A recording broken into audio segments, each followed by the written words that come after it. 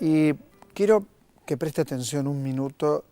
Le voy a mostrar un libro, ganó el premio Alfaguara 2012, es de un gran escritor que es Leopoldo Brizuela, Una misma noche.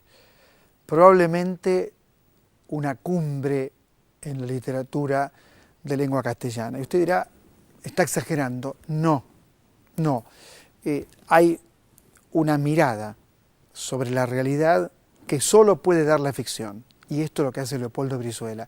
Con la ficción indaga en nuestro pasado reciente, diría yo, porque en el libro usted va a encontrar figuras tan abominables como la de Camps, va a encontrar incluso el episodio ya conocido entre Lidia Papaleo y Magneto, pero va a encontrar la mejor literatura, va a encontrar el antisemitismo brutal de la dictadura, la culpa, la relación de un hijo con su padre. Todo eso en instantes lo vamos a hablar con Leopoldo Brizuela. También hoy en nuestro estudio Viviana Usubiaga nos habla de imágenes inestables, cómo se leen las imágenes en la dictadura y en la democracia. Un libro que también me interesó muchísimo. Está Araceli Bellota con nosotros hablando de un paralelo que podría parecer imposible, el de Eva Perón y Cristina Kirchner. Araceli Bellota también está con nosotros. Está el elenco de Lorenzo Quinteros, una obra en el Teatro Payró, que quiero compartirla también con usted, que tiene que ver con una tragedia contemporánea, pero también anclada en la tragedia griega, en Agamenón, para ser más explícitos. Pero ya mismo quiero ir al encuentro de Leopoldo Brizuela para hablar de esta novela que estoy absolutamente seguro le va a interesar muchísimo. Vamos ya a saludar a Leopoldo, que el premio Alfaguara supongo que te cambió la vida, ¿no es cierto? ¿Cómo estás? ¿Cómo te va? ¿Cómo estás? Sí, me ha hecho muy feliz y estoy muy conmovido por lo que acabas de decir, que te agradezco tanto y que me parece tan increíble de escuchar, y también por la capacidad de diálogo que está generando el libro, ¿no? El otro día pensaba que por lo menos hay escritores que necesitan aprender que durante mucho tiempo escribir, que es mi caso. Otros no, otros ya escriben de entrada de una manera muy segura y muy madura. Pero lo que necesitamos aprender, tenemos una primera parte, me parece, en que el gran afán es gustar, ¿no? Poder ya hacer una obra que satisfaga al lector. Y en un periodo posterior ahora me interesa más que el libro se pelee con el lector, o que le provoque o que dialogue, ¿no? Yo leí toda tu obra, recuerdo, era El placer de la cautiva, ¿no? Mm. Un texto breve, extraordinario. Bueno, recuerdo Lisboa, recuerdo Shakespeare, Sí. ¿no es cierto? Siempre fuiste un gran escritor. Ahora aquí lográs algo que nadie ha logrado, me parece, que es, o que muy pocos han logrado en la Argentina, que es una indagación de la historia a partir de la ficción, muy, muy brutal, donde hay un clima de época y donde demostrás que en algún punto, yo me acordaba del libro de George Agamben, Lo que queda de Auschwitz, lo que queda de ese periodo tan sombrío que hemos vivido, cómo se reactualiza en el presente a Sí. través de lo que ocurre en la casa de un vecino en un barrio cercano a La Plata. Sí, esa era mi idea, hacer como la arqueología de nuestros pequeños gestos, nuestras maneras de reaccionar, ¿no?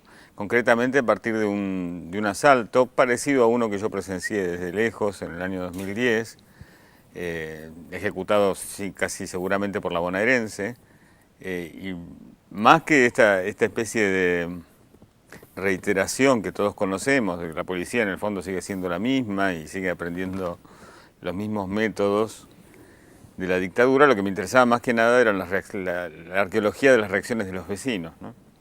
Cómo ahora seguimos de alguna manera teniendo los mismos miedos, las mismas prudencias, las mismas negaciones, las mismas vilezas también. Cuando ingresás en la historia reciente, por ejemplo, me impactó mucho y por eso está marcado por mí, ¿no es cierto? Que te metas con el tema de Héctor Magneto y Lidia Papaleo. Sí. Y lo más fuerte es que te creo absolutamente en lo que escribís. Bueno, Con gracias. esto quiero decir esto. Dice, Eh, por un lado, cuenta Lidia Papaleo, estaban mis suegros, por otro mi cuñado Isidoro, y por otro lado yo sola con el representante del diario Clarín, Héctor Magnieto. Y hay una frase que me impactó muchísimo, donde ella dice, y este me hizo entender que si no firmaba corría peligro mi vida y la vida de mi hija. Y yo no lo dudé, porque ese hombre tenía en la mirada toda la soberbia, toda la inhumanidad del poder. Sí, eso lo dice Lidia Papaleo, lo dijo en la tele, ¿no? Bueno, pero al aparecer aquí, en un espacio de ficción, adquiere otro significado. Sí, bueno, a mí me encanta que vos digas eso porque mi apuesta es a la ficción, ¿no? Y mucha gente, como tiene tanto de real, no tiene nada de autobiográfico, pero sí de real la novela. Mi idea era trabajar sobre mi historia, sobre lo que yo hubiera vivido o visto desde primer agua. Todo el mundo me pregunta ahora con el auge de la crónica, ¿por qué no hiciste una crónica?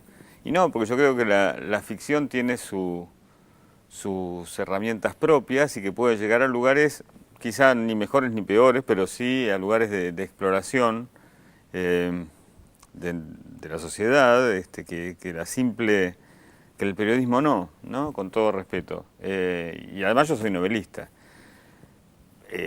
Lidia Papaleo y Magnieto en ese sentido están como una especie de telón de fondo real para la historia de los protagonistas que son inventados, pero bueno, me gustaba mucho imaginar en esa historia todo lo que no se dice y eso solo lo puede hacer la novela, ¿no?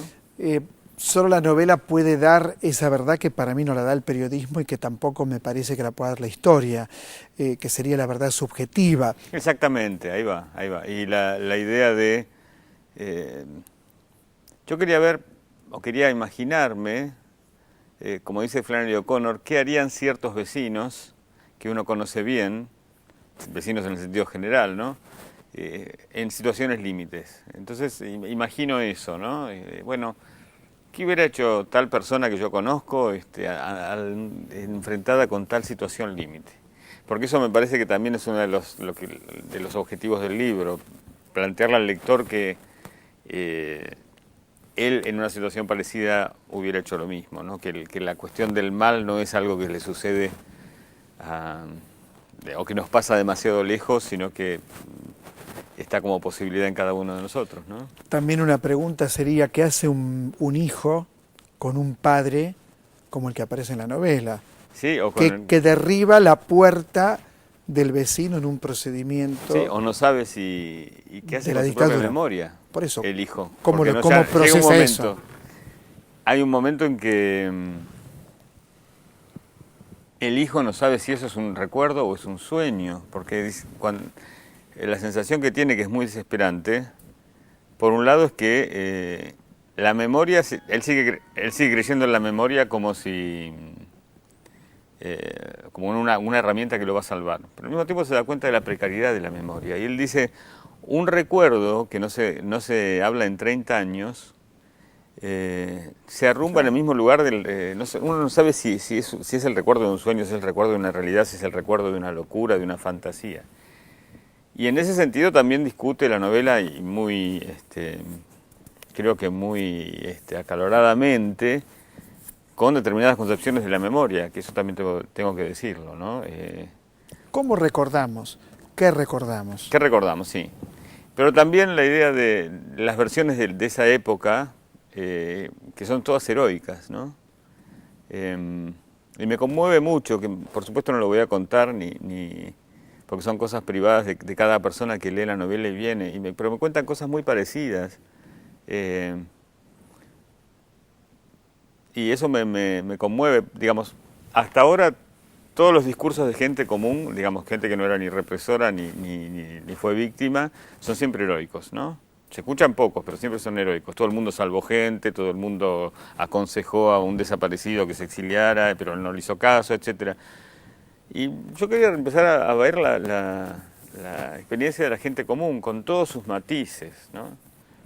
E incluso una cosa que se nombra muy poco, los periodistas, a pesar de que ahora estuve en España y tuve una enorme cantidad de entrevistas, muy pocos reparan en que esos mismos personajes que en esa noche hacen algo muy ambiguo, no lo voy a adelantar. Cuando la patota entra por su casa para buscar una vecina. Por el fondo. En otros días, en otras situaciones hacen todo lo contrario, ¿no? Entonces, esa especie de profunda ambigüedad de la condición humana en la situación límite es lo que me interesaba explorar. Y lo lográs. Lo lográs ampliamente, pero pensaba también en una basura como Camps, Sí, que está en la novela. sí, Pensaba en Jacobo Timerman. sí. Incluso citás a un amigo en común, que es Abraham Rottenberg, sí. un amigo en común, un tipo bárbaro, ¿no? Claro, ¿cómo dar el tono justo al horror desde la ficción? Me parece que vos encontrás ese tono para hablar del mal, una indagación sobre el mal, una indagación sobre la indiferencia. Bueno, aunque el personaje es muy distinto de mí en muchas cosas, las similitudes son trampas como para que el lector se... El escritor. Sí, el escritor. Claro. El protagonista de la novela, el que narra y al que le pasan todas las cosas, es muy distinto de mí, tiene mucha... bueno, son los dos escritores, ¿no? Sí. También tiene que ver con eso, con hacerle creer al lector que eso es realidad y que él puede estar en cualquier momento en la misma situación. Pero creo que lo que dio el clima fue mi propio miedo. Cuando yo en un momento, como digo, en el año 2010, veo que la policía bonaerense ataca de la misma manera, que a los 2 minutos que terminó un ataque con qué sé yo, con patrulleros, con zona liberada, con todo lo que... Esto ocurrió. Sí. Y además todo el mundo lo sabe. Y no se denuncia. Bueno, y la víctima no denuncia. El vecino hace como que no vio, otro se consuela, que están todas esas reacciones, ¿no? Otro consuela y dice, bueno, son ricos, a nosotros no va a pasar nada si total cobramos una jubilación. Bueno, todo eso me alucinó. Y el clima de miedo creo que es el que encontró solito el tono para destapar todos esos seres que bueno, que están en mi vida y creo que están en mi memoria también, ¿no? Yo conocía muchísima gente, de esa que parece ahí, transfigurada. Bueno, haces un dibujo casa por casa. Por supuesto que será ficción, obviamente, pero casa por casa. A mí me gustaba... El lugar es real, es donde vivo ahora. Lo que pasa es que traje... es como un experimento de... ¿Cómo te diría? Sí, como un experimento científico en que me traje a tal vecina, a tal persona que conocía de otro lado, a vivir al lado de casa, a ver, imaginarme eso, cómo hubiera reaccionado esa noche, ¿no? Y qué hubiera pasado si alguien de ahí era madre de un desaparecido y si otro era informante, y porque ese barrio fue una especie de compendio de esa época y del mundo, ¿no? Hay un dibujo y también hay una foto, un sepelio en la novela. Bueno, claro, porque cuando estudiaba letras alguien me dijo, y no puedo precisar bien y no lo busqué, pero sí que cuando el capitán Hans Langsdorff del Graf Spee, que había sido torpedeado aquí frente al Río de la Plata, alguien me dijo que había sido enterrado con una custodia de aprendices de la Escuela de Mecánica de la Armada. Y me llamó mucho, me quedó mucho, que a ese entierro había ido, yo no me acuerdo si Jules Solar o Macedonio Fernández, por eso lo sabía. Y esa imagen me quedó tan fuerte que en un momento empezó la ESMA, que por supuesto yo la tenía en la memoria o en la mente, simplemente como un campo de concentración. De pronto adquirió un enorme, una dimensión mucho más, si se quiere, mucho más compleja, que está en la novela, que la ESMA, mientras era campo de concentración, también era una escuela en funcionamiento, y eso a mí me parece de un grado de aberración y de complejidad. Claro. Era una escuela con chicos jóvenes que guardaban en estas casetas, en estos armarios su ropa, que se cambiaban, que después salían. Claro. Era eso. Bueno, el campo de concentración era en el casino de oficiales, donde los oficiales vivían como en un barco. Eso es otro delirio que va más allá de la imaginación de cualquier escritor, ¿no? Vivían mientras en el altillo estaban los torturados y los bajaban a torturar o a tirarlos en avión. Es más, había una escalera y Sí, estaban los oficiales comiendo y pasaban, sí, claro. pasaban Eso es los terrible. prisioneros Ahora, destrozados por la tortura, pasaban delante de ellos. sí, pero ahora lo que me alucinaba, y durante la visita de la ESMA, que hay una visita que inspiró también una parte de la novela, a mí lo que me volaba la cabeza es decir, estos chicos estaban ahí aprendiendo, y es más, había como una especie de honor que se les hacía a los alumnos más destacados, a los que más confianza tenían, de participar una noche de las fuerzas de represión de la Marina, les hacían montar guardia delante de los prisioneros, y eso es de una dimensión profunda que a mí me alucinó, ¿no? Hannah Arendt habla mucho de cierta dimensión pedagógica del campo, ¿no?